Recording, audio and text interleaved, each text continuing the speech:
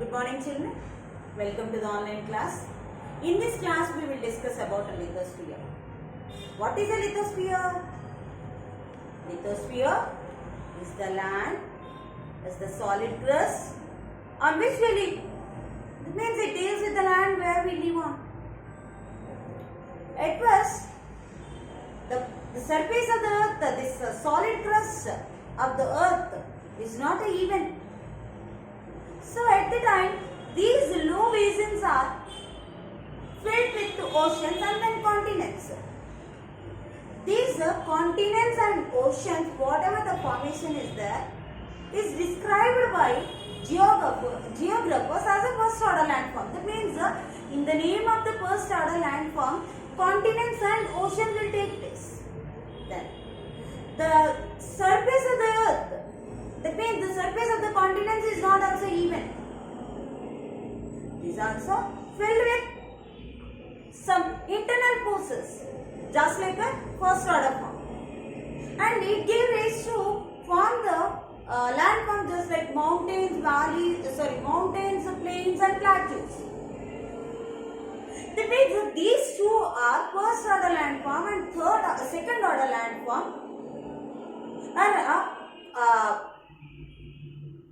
formed by the internal forces.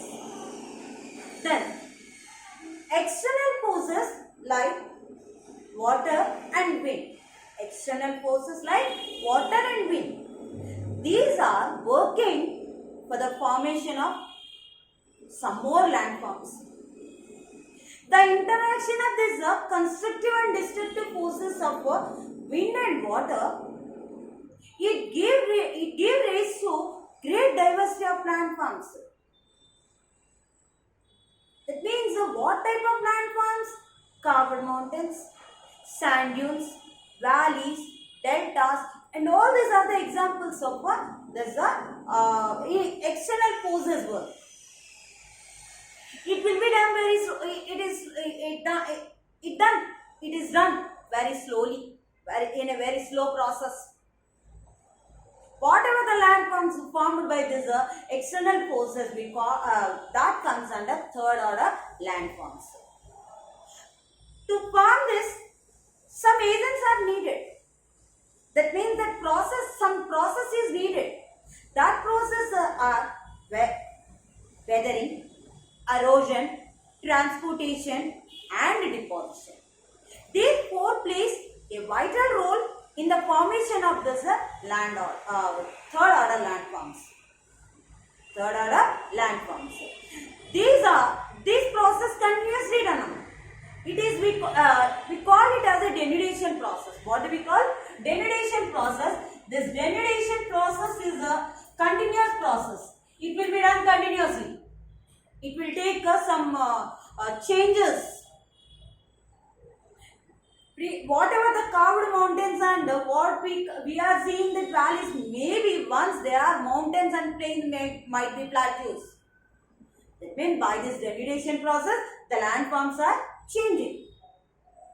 This process of changing and forming this third order landform, that we call as the erosion cycle or a metamorphic cycle. Erosion cycle or geomorphic cycle. Geomorphic cycle. Geomorphic cycle. It is continuously happening. It is a continuous process. Now we will discuss about how the wind and water transforms the surface of the earth. We will see.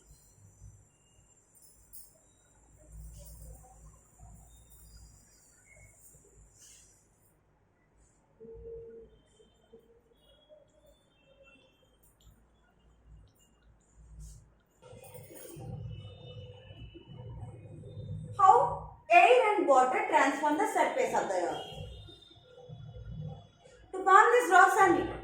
Previously we learned that these rocks are formed by some internal forces. Actually these rocks are the molten material which comes from the mantle through volcanoes.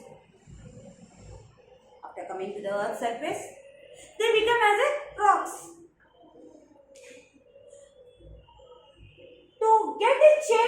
these rocks, air and water, that means the external forces, they take a key role.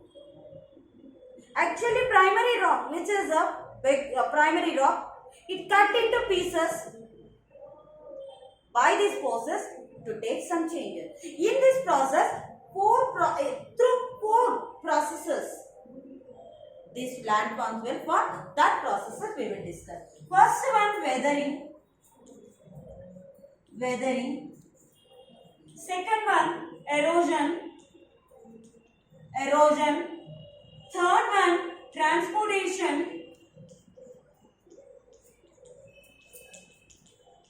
Fourth one, deposition.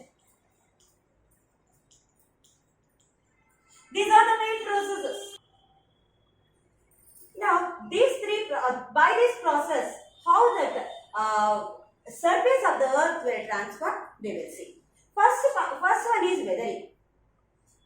The gradual disintegration of rocks by external forces like wind and water and by the atmosphere, that only atmospheric forces we call it as a weathering.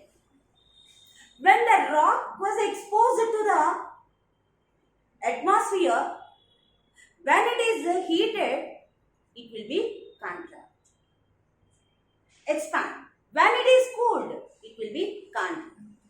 Again, if it is the heat hot, then it will be contract. It means the continuation of this contract and expand and contract. By that, the rock materials will become brittle, and then finally it will break into some pieces. And if you observe the broken rock, the color variation also we can see outside of the color of the outside rock is somehow different from the inside of that rock. It will be happened by the forces of this external forces like wind or water only. This process only we call it as a weathering. This weather, by this what happened, the rock materials, the big rocks are broken into small pieces. Then next one, erosion. Flowing water and wind have a great power. It cut away or wear away the upper layer of the earth's surface. We know the wind forces like storm,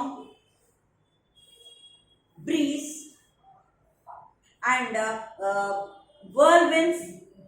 Like this wind forces are there.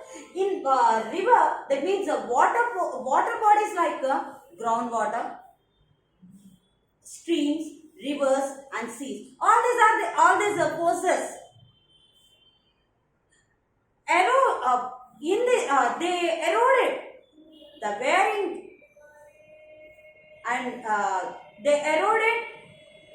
and they take away the upper layer of the soil. That is only called as a erosion. Next, transportation. In this transportation, the wind forces and the air and water have a great power, and they transport all this eroded material, pebbles or sand or water, soil, and they take away that in their flow. Sometimes it transports kilometers, hundreds of kilometers also it will transport. And the last one is deposition. When the flow of the water and the wind will become slow, at the time they can't hold all this rock materials or pebbles, whatever. Then they deposit on their banks.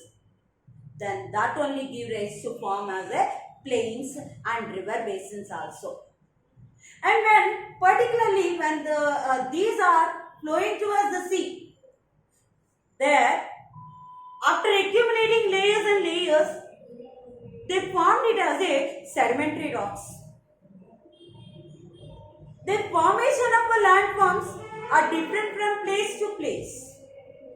It based upon the structure of the rock, based upon the climate and based upon the activities done by the human.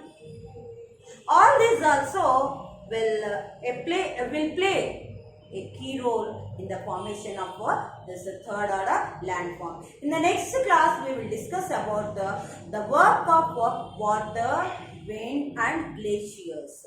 Thank you, children.